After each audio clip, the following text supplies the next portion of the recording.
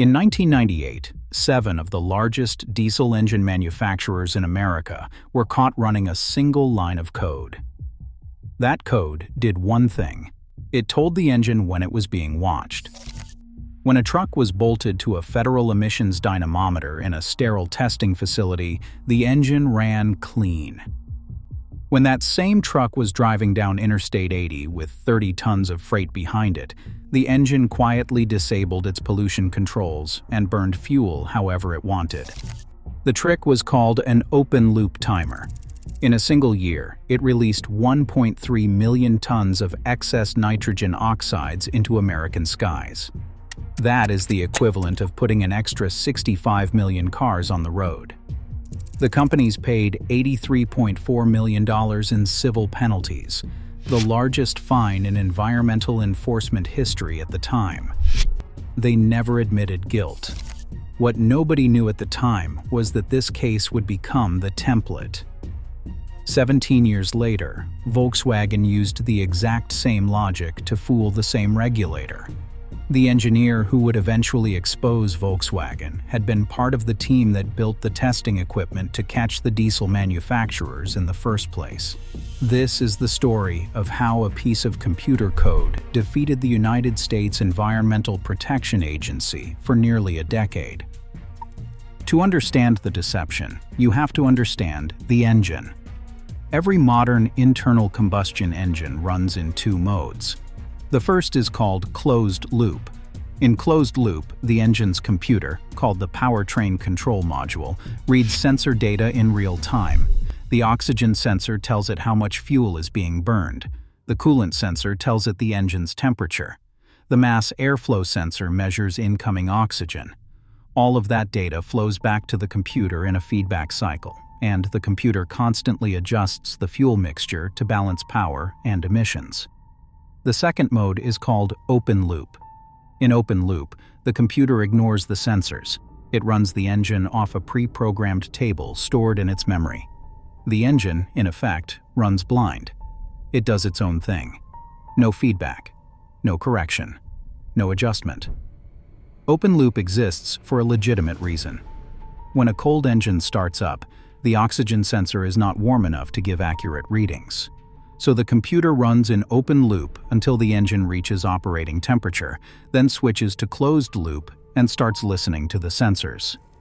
That switch was the weapon. The diesel engine manufacturers programmed their trucks with a timer. After a set number of minutes of steady speed driving, the kind of driving that only happens on a highway, the computer would silently switch back into open loop. The engine would stop listening to the emissions sensors. The pollution controls would disengage. The truck would then emit up to 3 times the legal limit for nitrogen oxides, all the way to the next stop. On the federal test cycle, which simulates urban stop-and-go driving and lasts only a few minutes, the timer never tripped. The truck looked clean. The companies involved were not small operators. They were the entire diesel heavy-duty industry. Caterpillar, Cummins, Detroit Diesel, Mack Trucks, Navistar International, Renault Véhicules Industriels, and Volvo Truck Corporation. Together they accounted for 95% of the United States heavy-duty diesel engine market. Between roughly 1988 and 1998, they sold 1.3 million engines containing the timer-based defeat strategy. Every long-haul truck on American highways during that period had a meaningful chance of running this code. The diesel rigs hauling produce from California to New York. The cement mixers, the dump trucks, the 18-wheelers crossing every state line. The pollution was not a side effect. It was a designed outcome.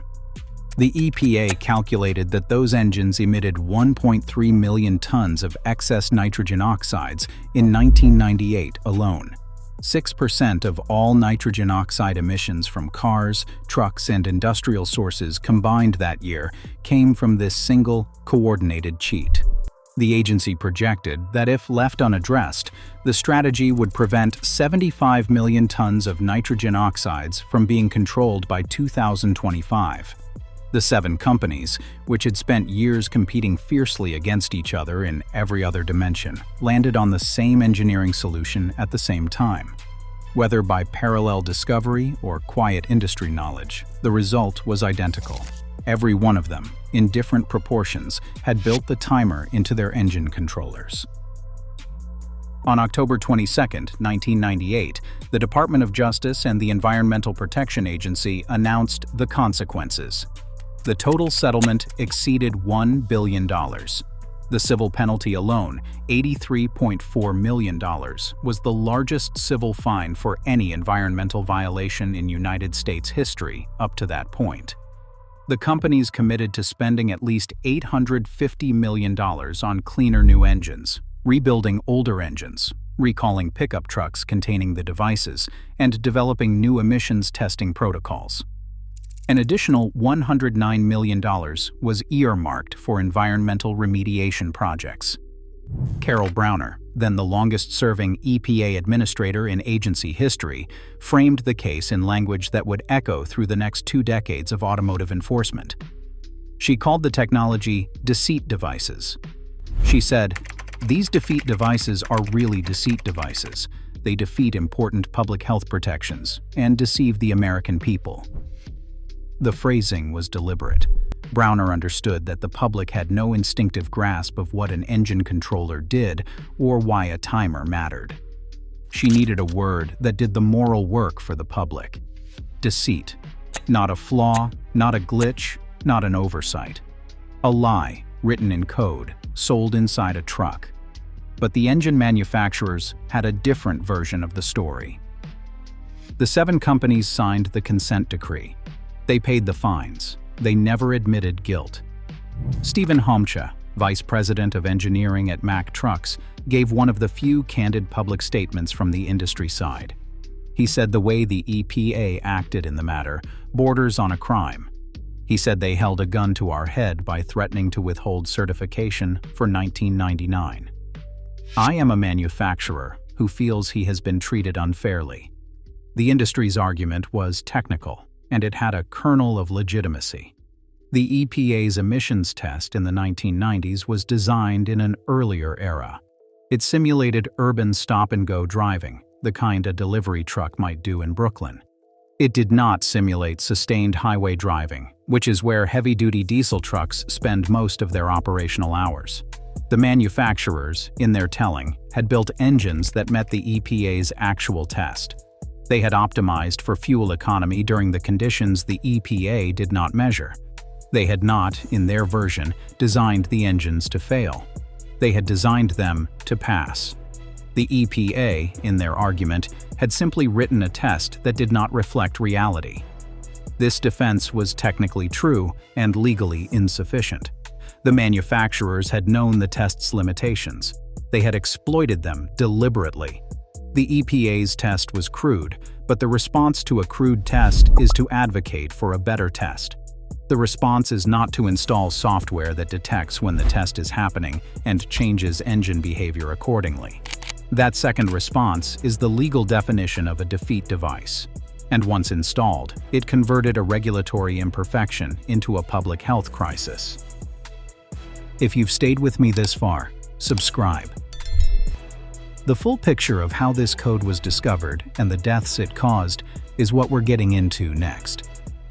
By 2025, researchers studying the cumulative effect of defeat devices across the diesel industry, including the 1998 case and Volkswagen's later cheat, estimated that the excess pollution had killed approximately 124,000 people in the European Union and the United Kingdom. The same research attributed 30,000 cases of childhood asthma in Britain to that cause. The economic harm was estimated at €760 billion, with another €430 billion projected by 2040 if no further action was taken. These numbers are not hypothetical. Nitrogen oxides help form ground-level ozone, and they also form fine particulate matter. Both are well-documented contributors to respiratory disease, cardiovascular failure, and premature death. Every additional ton of nitrogen oxides in the atmosphere translates statistically into measurable mortality. The 7 companies and Volkswagen, between them, contributed more than 13 million tons of excess nitrogen oxides to the global atmosphere over their respective periods of cheating. The human toll is the slow accumulation of decisions made by engineers in cubicles, signed off by executives in boardrooms, and recorded in code that ran for years before anyone looked closely enough to see it. The 1998 case did not end the practice. It established the playbook. Volkswagen began installing defeat devices in its TDY diesel engines around 2009. The German manufacturer's software performed real-time checks for changes in steering angle, vehicle speed, the duration of engine operation, and barometric pressure.